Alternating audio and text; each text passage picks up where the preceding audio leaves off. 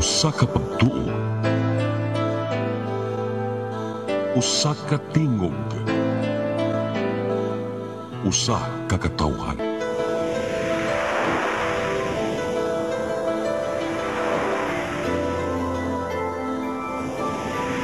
Cebu Catholic Television Network.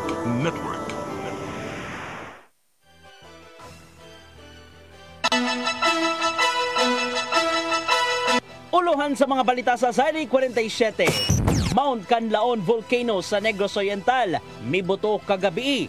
Biyay sa mga abyon paingon sa Western Visayas, kansilado.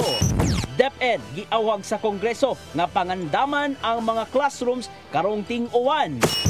Number 1 sa physician licensure examination nagpuyo sa dakbayan sa Mandawi. Konseho sa dakbayan muhatag og cash incentives. Suspect sa pagpusil patay sa katumboy sa barangay Ermita nadakpan. Sugbo, Kabisayan ug Mindanao, Pilipinas ug katawhan kutos maabot sa tong Sibya sa tibuok kalibutan mayong hapon. Live kita karon sa CCTN Channel 47 ug kini ang tulumanon sa nag-unang kasayuran nga angay natong masayran. Sa nga ni Attorney Danica Caballes, ako si Dennis Tabar ug kini ang Sari 47.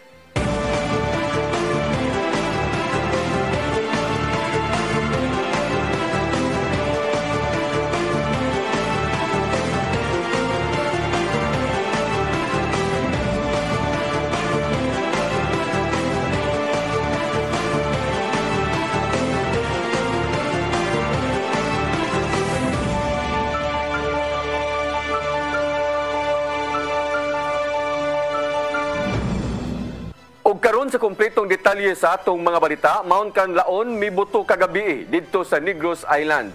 Mga LGU sa Cebu 3rd District sa Sugbo gipalirto gilayon sa ilang mga konstituente. Subay na sa ginangatan karon sa Canlaon. Mirespondi usab ang DSWD7 aron matabangan ang mga apektadong pamilya.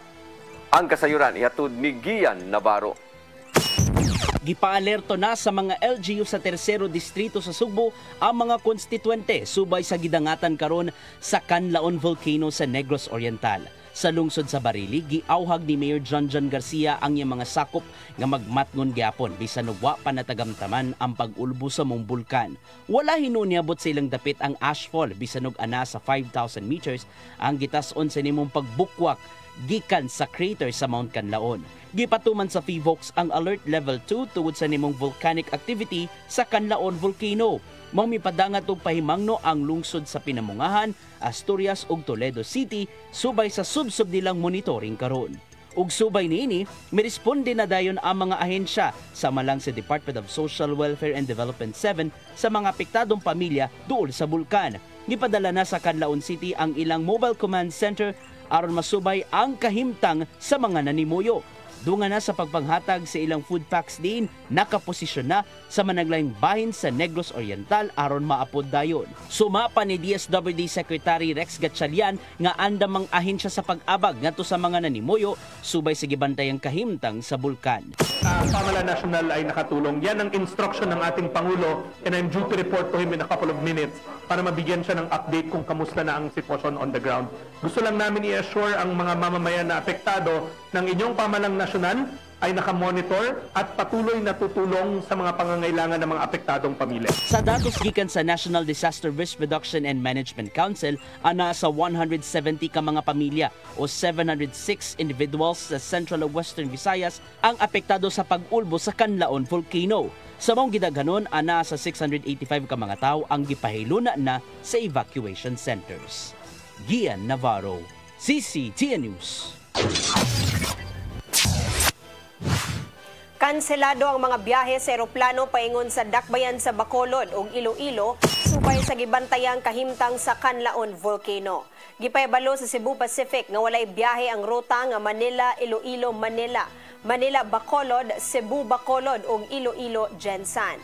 Kanselado usab ang biyahe sa Philippine Airlines ang mga ruta gikan sa Manila paingon sa Iloilo, Bacolod ug Gensan. Ni paabot usab og pag-ampo si Cebu City Acting Mayor Raymond Alvin Garcia sa mga apektadong individual sa Negros.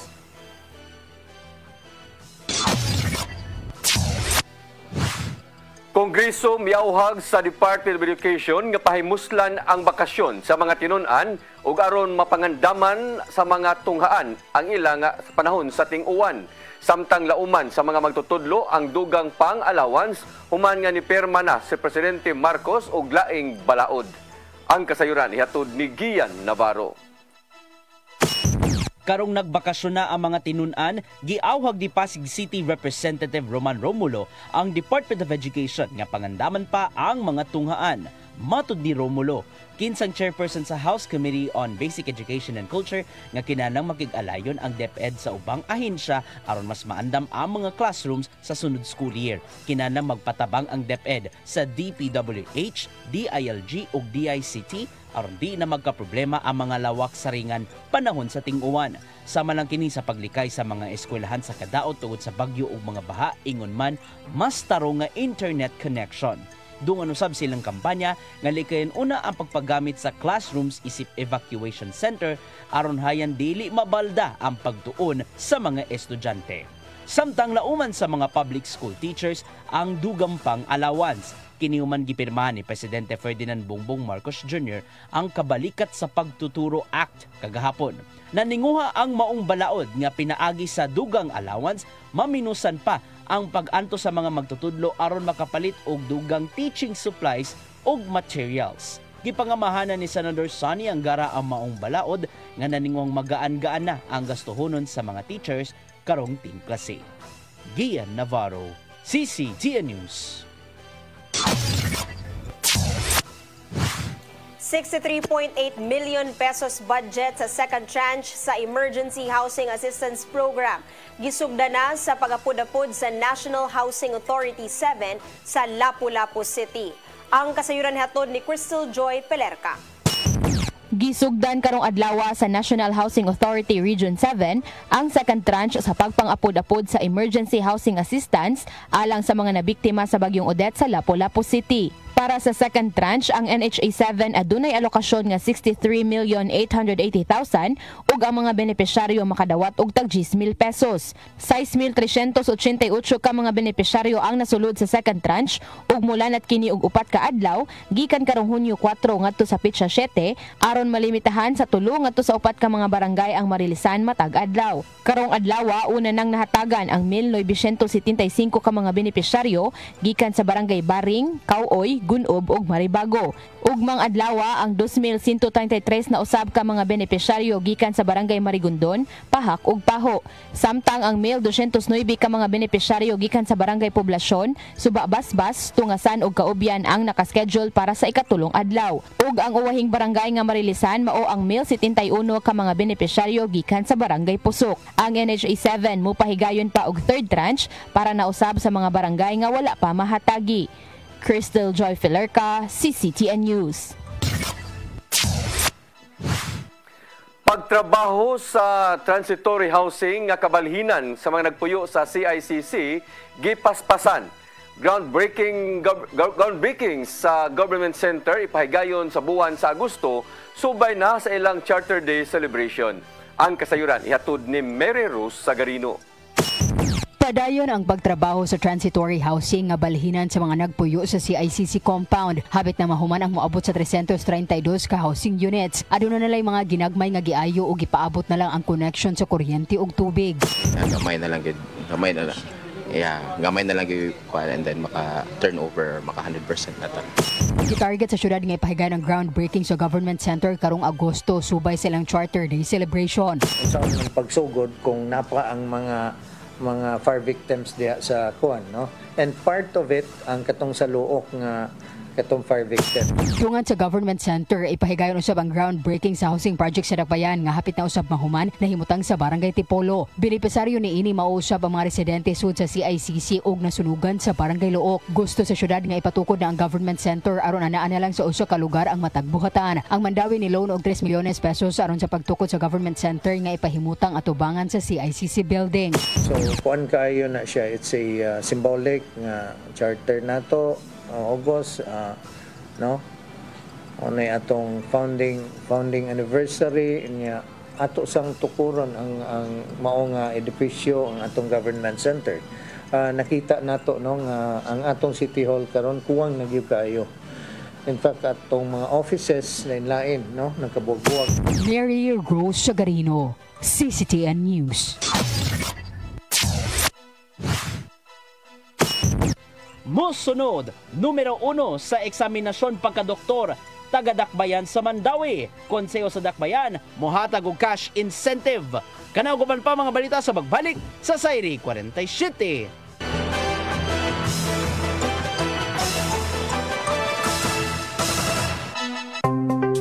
Discover the beauty of the Philippines.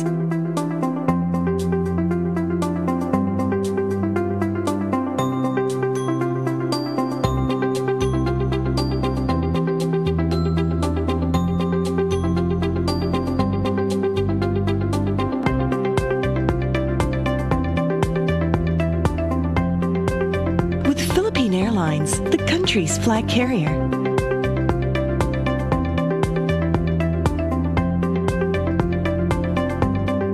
The airline that lets you feel the warmth of the nation.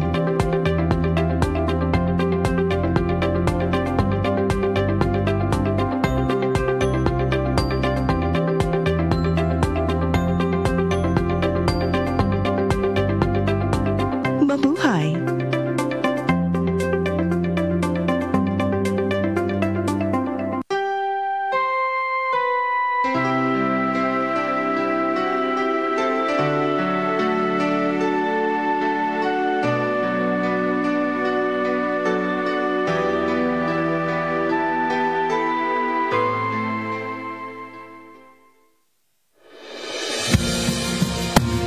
Calling all leaders of Catholic Charismatic Renewal Communities, diocesan coordinators, and spiritual directors.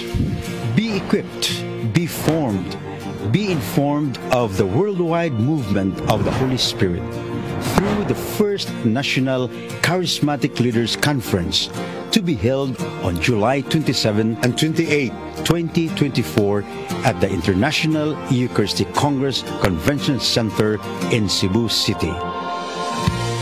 The theme of this special gathering is taken from the Acts of the Apostles, chapter 1, verse 8. You will be my witnesses. Together, we have a mission to bring people closer to God in our synodal journey. Let us be united. The Charis Philippines First National Charismatic Leaders Conference. Be inspired by speakers from Charis International, Shane Bennett and Cyril John, together with charismatic theologian Moses Catan and Filipino lay leader June Cruz. Grow in faith, fellowship, and leadership, and be part of something extraordinary. Charis Philippines First National Charismatic Leaders Conference. Register now and witness the power of the Holy Spirit. Everything I need is found in you, Jesus. Deadline for registration is June 30, 2024.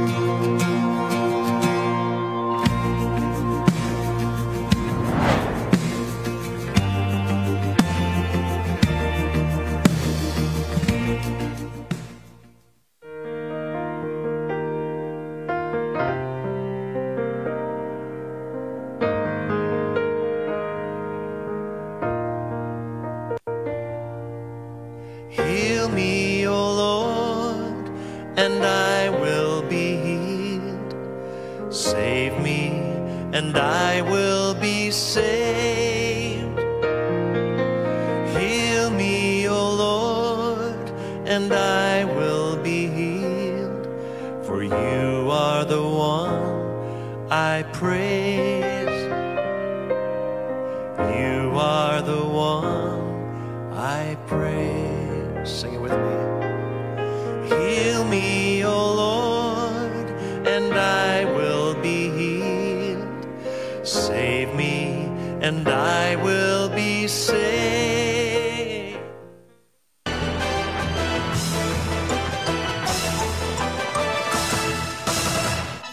Balik sa ato mga balita, gikadismaya ni Cebu City Acting Mayor Raymond Alvin Garcia nga wa pa magamitan ang tambalanan sa barangay Guba. Apan iyang nasayran nga wa pa kini mga permit. Ang kasayuran ihatod ni Sherisa Mayoy. Gikadismaya ni Cebu City Acting Mayor Raymond Alvin Garcia nga hangtod karon na wala pa magamitan ang tambalanan sa barangay Guba sa Dakbayan sa Sugbo. Ang maong tambalanan gipunduhan sa Department of Health niadto pang 2018 apan nakurat na lang si Garcia atol sa pagbisita niadtong Sabado wala pa kini mahuman. Mato ni Garcia nga dako untag tabang ang maong tambalanan ilabi na sa mga bukirang barangay ug mga silingan nga lungsod sa mga bukirang barangay sa lungsod sa Konsolasyon ug Compostela tungod kay dili na kinahanglan pa nga mobiyahe og tag-oras kapin aron lang moadto sa mga duol nga mga tambalanan. 6 years ago pa ni nasugdan hangtod karon wa gyapon na human ug wa ma-occupy. So there is really a problem. Now, I wasn't able to get unsa ang problema during my visit. I was just able to look at what had happened or what is happening. I am giving this a priority, considering that this is a health concern and it concerns our constituents in the Mountain Barangay. Hinungdan nga buot ni Acting Mayor nga pakigkitaan ang mga opisyales sa Cebu City Health Department ug Cebu City Medical Center. Botsab niya nga pagkikitaan ang mga opisyalis sa DOH aron nga pasabton siya sa mga hinungdan. Facility sa kabukiran except Guba, there's no other. No, they have to come down 30 minutes to 1 hour if they want to get into a fully equipped hospital, so to speak. No, so that's why I'm giving this my priority. Nasayran nga ang maong tambalanan na mobalor og 15 milyones ka pesos nga dunay duha ka andana og 25 ka mga wards. Ang maong tambalanan na buot nga ipaprioridad ni Garcia nga mahuman og mamahimo nga magamit sa publiko. Sherisa Mayoy, CCTN News. Mga opisyal sa Sugbo mihangyo nga ilakip sila sa panagsabot tali sa Archdiocese of Cebu ug National Museum of the Philippines. Bahin kini sa pagpauli sa upat ka pulpit panels sa simbahan sa Bulhoon. Ang kasayuran ni hatod ni Gian Navarro. Mipadangat ang mga opisyal sa Sugbo sa intensyon nga ilakip sila sa panagsabot bahin sa pagpauli sa upat ka pulpit panel sa simbahan sa lungsod sa Bulhoon. Ilabi na karong nagsugod na ang panagsabot tali sa National Museum of the Philippines ug Archdiocese of Cebu sa hingpit ka pagpauli sa maong sagradong butang. Nakita ni Dr. Jojo Bersales nga posibleng resulta kini sinimong hulga sa habig sa Kapitolyo nga pasakaan og kaso ang mga kadagkuan sa NMP. Kinihuman nga nadilatar ang hangyo ni Gobernador Gwendolyn Garcia nga iuli na sa 12 panahon ang maong butang nga nakahatag matud pa og garbo sa maong lungsod.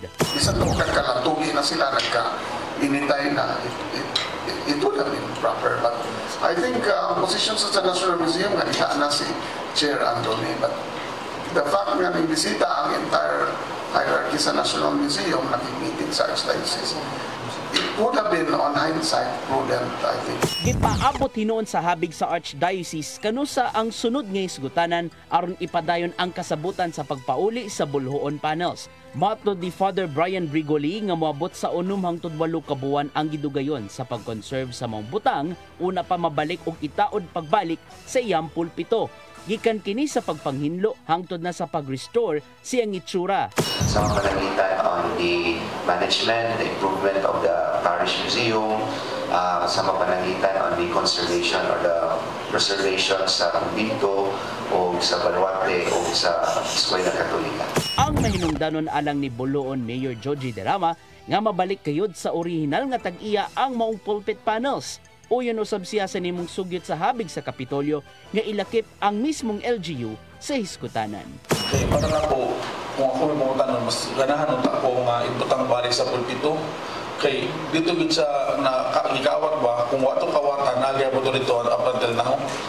Okay, kung ibutang po sila sa museum sa Bulhoon, kaya para lang din silang nasa National Museum din sa Manila nga nasa isang kwarto lang din napupuntahan ng mga tao. Mas maganda din nga nasa pulpito para makita din ba nga naan ito ba. Gian Navarro, CCTN News. Giila sa konseho sa siyudad sa Mandawi si Dr. Christopher Nino Dwayne Mendoza, graduado sa Southwestern University kinsa numero 1 sa Physician Licensure Examination nga gipahigayon ni adtong Abril.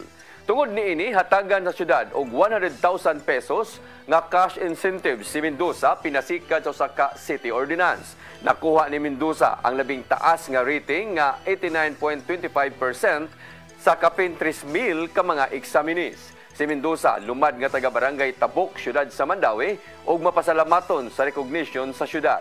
Alang kang Mendoza nga ang mindset niini nga pagtabang sa mga nanginahanglan ug ang sekreto sa iyang kalampusan. Sekreto nga dili sekreto, no?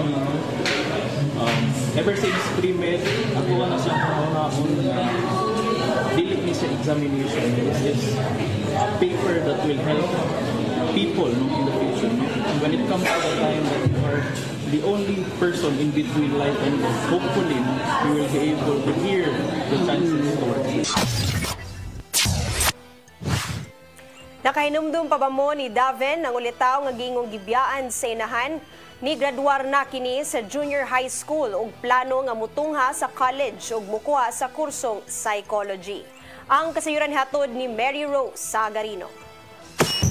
Nigraduar na sa junior high school si Devin nga giingong gibiyaan kuyog sa iyang duha ka igsuon sa ilang inahan. Nigraduar si Devin sa grade 10 ni adtong Biyernes sa samang adlaw. Nigraduar usab ang iyang igsuon sa kindergarten. Si Devin kinsa 18 anyos na karon kasamtangang nagtrabaho sa Barangay Tabok. Siya nagtrabaho kaniadto isip office aide sa Youth Development Office sa Mandawi City Hall. Nag-viral si Devin ni adtong Mayo 2023 human siya nangayo og tabang sa mga opisyal sa Barangay Tabok. Siya ug ang iyang mga igsuon giingong giabandonar sa ilang inahan sukad ni atong Marso ni aging tuig samtang ang ilang amahan na priso sukad ni atong tuig 2021 tungod sa ilegal nga drogas. Matod pa ni David nga nag-avail siya karon og scholarship program para sa iyang senior high school. Kung makahumana sa senior high school, nagplano siyang mutungha sa college ug mokuha og kursong psychology. Para makatabang sa ko sa kuan. Makatabang sa ko sa mga tao ari sa Mandawi.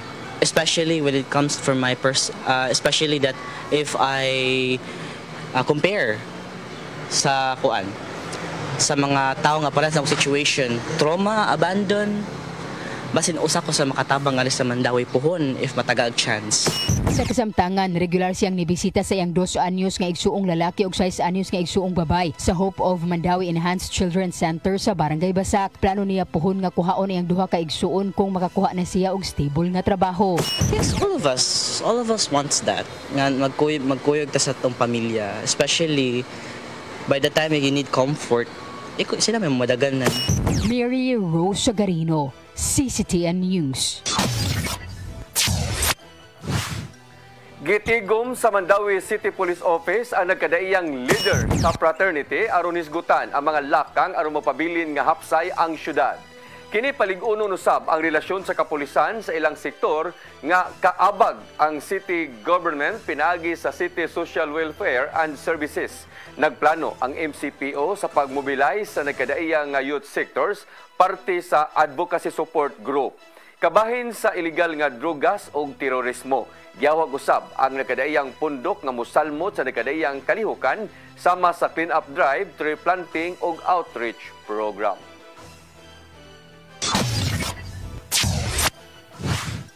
Moabot sa 53 ka mga court-mandated plea bargaining clients sa Lapu-Lapu City nagmalampuson. Sunod kini sa 6 ka buwan nga rehabilitation program sa City of Lapu-Lapu Office for Substance Abuse Prevention kon CLOSAP. Ang kasayuran ni hatod ni Crystal Joy Pelerca.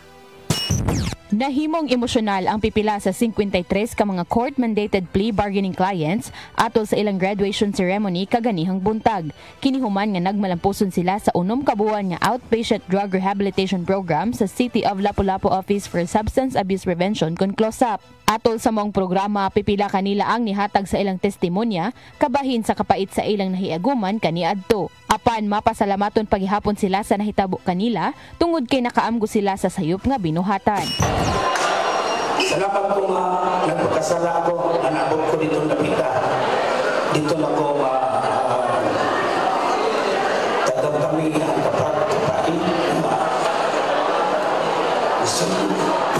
Kanipay ako kasakit ako ng laon. Kanipay ko hinapan ko sa personal na binatan. O kasakit, tungkol kinalaes pamilya. Gisay Gisaysay usab nila kung giunsa sila nahinay-hinay og bag-o sa dihang ni paubos sila sa rehabilitation program. Ang maong programa sa close-up suma pa ni Mayor Junior Dahong Chan nga pamaagi kini sa dakbayan nga mahatagan og ikaduhang higayon ang mga nalambigit kaniadto sa illegal nga drogas. Malaumon ang mayor nga magpadayon na ang pagbag-o sa 53 ka mga nigraduar ug dili abusuhon ang gihatag nga oportunidad ngadto kanila. Di ka magsiling kay tungod kay nakapli bargaining na okay na ta. Iman ni dili sa tanang higayon nga makapli bargaining na. Kausan daghang kag higayon patong imo nang buhaton sa ikaduha. Ang imong kuyan balik ka sa bahay ni kuya. Gibutyag usab sa mayor nga mahatagan sila og tag 5,000 pesos nga livelihood assistance pinaagi sa City Social Welfare and Development Office kon CSWDO. Yes, dunay aftercare, no?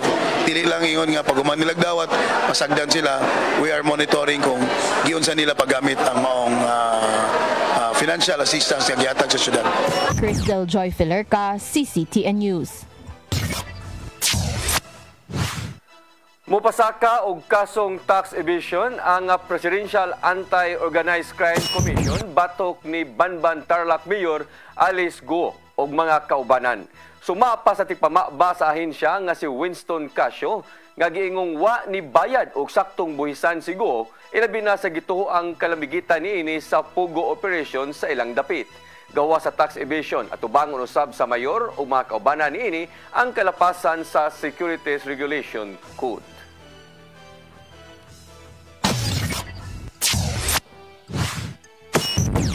Mosunod, suspect sa pagpusil patay sa katumboy na dakpan. Kanaguban pa mga balita sa magbalik sa Sayri 47.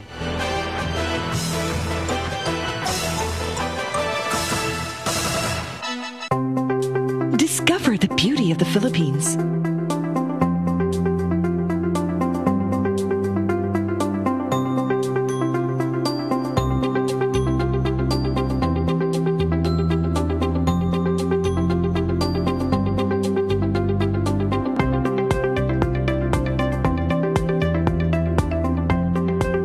With Philippine Airlines, the country's flag carrier.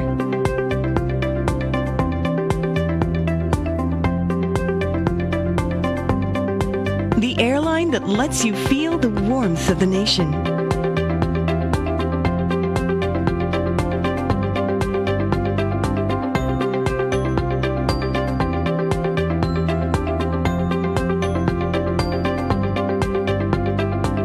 Mabuhay.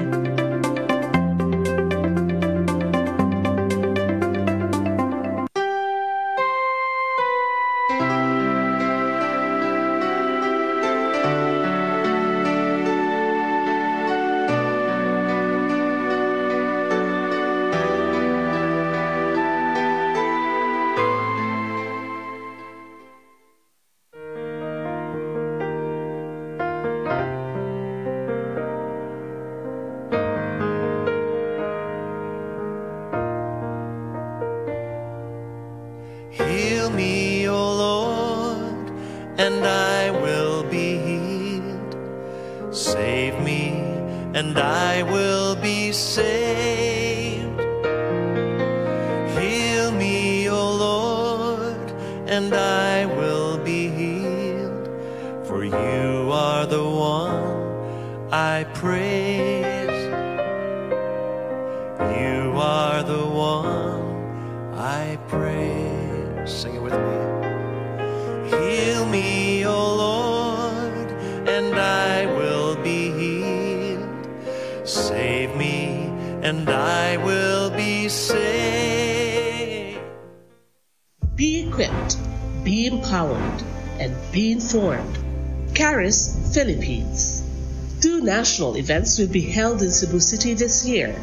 First is the Charis National Leaders Conference, a gathering of spiritual directors, diocesan coordinators, and all leaders of charismatic communities on July 27 and 28, 2024 at the IEC Convention Center. For this first ever gathering of Charis Philippines leaders, Moses Catan and June Cruz will be joined by renowned Charis international speakers Shane Bennett and Cyril John. The event will be hosted by Couples for Christ in Cebu with the theme, You Will Be My Witnesses, Acts chapter 1, verse 8. Registration is now open for the July 27 and 28 Leaders Conference. Come October 4, 5, and 6, another gathering will be held in Cebu City, the first National Charis Conference, which is open to all charismatic communities, realities, and expressions. Hosted by the Brotherhood of Christian Businessmen and Professionals, the event will have interesting workshops and topics to help us grow in our various charismatic gifts and charisms. Watch out for more details about this event from our host BCBP in the coming days. Meantime, let's be ready to join these gatherings and pray for the outpouring of the current of grace in the Philippines.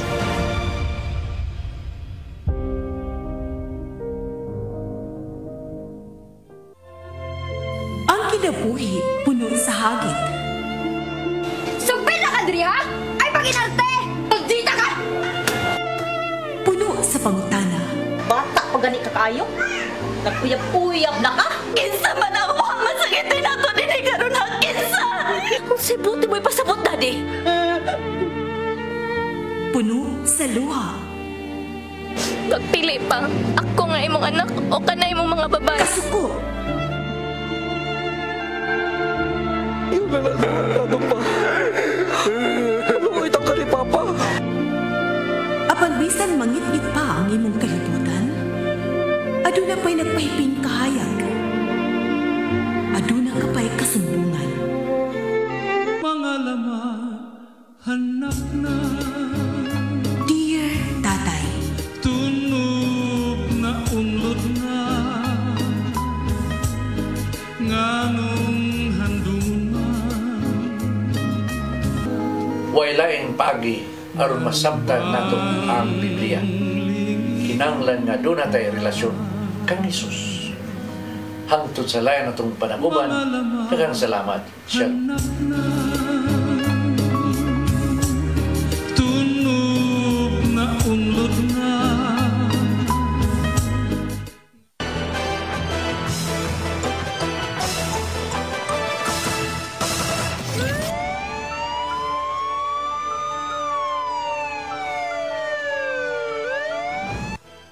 Balik sa ato mga balita, suspek sa pagpusil patay sa usa ka tumboy sa Barangay Ermita, Dakbayan sa Sugbo, nadakpan sa gilusad nga manhunt operation sa Carbon Police Station. Mihimaka kinoon ang dinakpan nga siya mao'y naghimo sa krimen. Ang kasayuran ihatod ni Mary Rose Sagarino. Nadakpa na sa Carbon Police Station ang tomboy nga giing mo'y responsable sa pagpusil patay sa laing tomboy pasado alas 2:35 sa Lunes sa hapon sa Sitio Bato, Barangay Ermita sa Dakbayan sa Sugbo. Ang suspitsado giilang nga si Aprilyn Flores Kanki 26 alias Papart nga nagpuyo ra usab sa Sitio Bato, Ermita. Nadakpan siya sa gilusad nga manhunt operation sa Carbon Police Station alas 7 kagabi sa ilang lugar sa pagpangu ni Pulis Major Philip Libres. Ang gipusil sa suspitsado mao si Nelfa Buok Tuting, lumad nga taga Lapu-Lapu City. Usa-usab ka tomboy nga kasamtangang silingan ra sa suspect. Mato ni Pulis Major Philip Libres nga migawa sa investigasyon nga gikan nang laba ang biktima apan sa dihang padung na kini musud sa kwarto. Kalit lang niabot ang suspitsado nga si Kanki og dayong pusil sa wala matino nga kalibre sa armas. Igo sa o ang naangko ni Tuting nga miresulta sa iyang hinanali nga kamatayon. Drogas ang motibo sa krimen sanglit ni atong miaging adlaw. Nagpalit ang biktima og duha ka putos sa gituuhang shabu ngadto sa suspitsado apan giuli ni sa biktima kay matud pa gamay ra ang sud niini. Dinhina nasuko ang suspitsado og gibunalan ang biktima o gibaharan nga patyon. Naman ni siya kalibin nga babay ang ato ang biktima. Motong ipangutana, motong ingnan siya nga pasensya na, badlungan na imuhang kalibin niya, pasensya na. Pag ingnan to ang ato ang witness. Aning suspect na to. Ang live-in partner sa biktima nga si alias Margie miangkon nga wala siya makakita sa pagpusil kang Tuting apan nakahibaw siya nga mamarukay ni ang iyang kaipon. Duna matod pa gikalalay kining suspitsado nga usa-usab ka tomboy kay gisugo matod pa kini og shabu apan mireklamo ang customer sa biktima kay gamay ra ang sud sa duha ka putos. Tungod ani giuli sa biktima maong shabu sa suspitsado apan nasuko na hinuon kini nga miresulta sa ilang panag-away. Walay laing gidudahan si Margie nga nagpusil kang Tuting kay wala man matod pa kini laing kontra gawa sa pagka-runner ni ini sa illegal nga drogas. Ibaharag yan, naman ko na siya nga, badlungan niya na yung kahit kulit. Alam po siya nga, pasensyahay lang sa yung kahit kulit. Apan Hugot nga gihimakak ni Kangki ang pasangil nga siya ang nagpusil sa biktima kay alang niya dili niya kinibuhaton. Hindi ako gapusil na ako na last kalali sa niya. Nganong ikaw may napasangin lan, ma'am? Kami may last nagbikil, ma'am.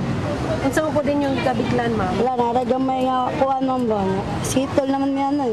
Di makakusab ni Kangki nga namaliga siya shabu sa Bato Ermita kay human siya madakpan ni atong tuig 2019 og nakagawas pagka 2023 ni undang na siya. Iya hinuon nga gipasanginlan ang namatay nga maoy nagpadayon sa bisyo gani daghan matud pa kining atraso.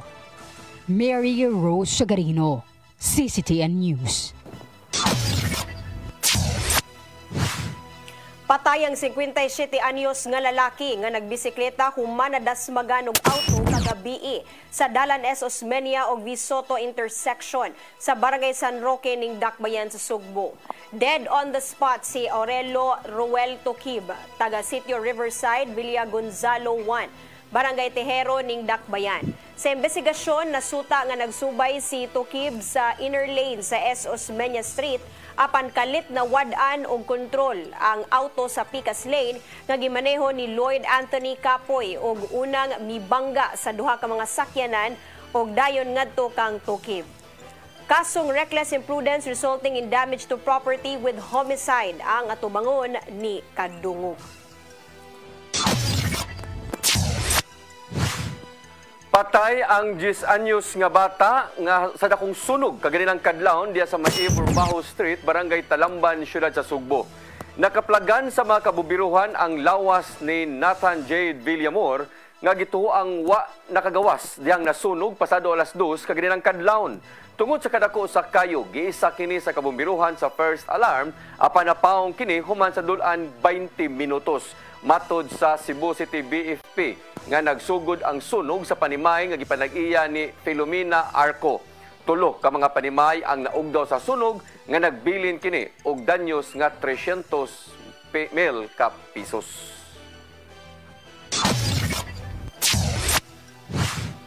Habal-habal driver na sikop human nakuhaan og 40 milyones pesos nga balor sa shabu sa Dakbayan sa Sugbo. Samtang gibungkag usab sa mga otoridad ang drug den nga nahimutang sa Dakbayan sa Dumaguete. Ang kasayuran ni hatod ni Randy Gurion. Napusasan ng usa ka habal-habal driver human makuha og 6 ka kilo sa gituang shabu atol sa gilusad nga bypass operation sa Sitio Arco Ali, Barangay Labangon sa Dakbayan sa Sugbo kagabi. Gila ang dinakpan nga si Joey Barandog Iniego, 36 anyos alias Jojo, taga Purok 1, Barangay Kalabnugan sa lungsod sa Sibulan, Negros Oriental. Nakuha gikan kaniya ang dagkong putos sa gituang shabu nga motimbang sa 6 ka kilo nga adunay standard drug price nga 40.8 million pesos. Sa investigasyon sa kapulisan na Sayran nga si Iniego nalakip sa top 10 priority list isip regional high value individual. Nabutang nga big-time drug pusher si Iniego, diin siya ang nag-manage sa supply sa illegal nga droga sa usa ka inmate nga naa sa New Bilibid Prison. Matod pa makadispose kini og 7 ka kilos nga shabu matig semana og nag-operate kini sa illegal nga droga sa tibok Negros Oriental o sa Metro Cebu. Duna nay mga pangan ang kapulisan sa mga downline ni Iniego nga maoy ilang sunod target sa follow-up operation. Samtang adunay amahan og anak nga nag-operate og drug den ug laing usa ka tawo ang nadakpan sa bypass operation sa PNP ug PDEA 7 sa Larina Drive, Barangay Taclubo sa Dakbayan sa Dumaguete. Ang mga dadakpan mao silang Roderick Laro ug ang iyang 32 anyos nga anak si Patrick, ingon man ang kauban niyang si Arturo Cortizano.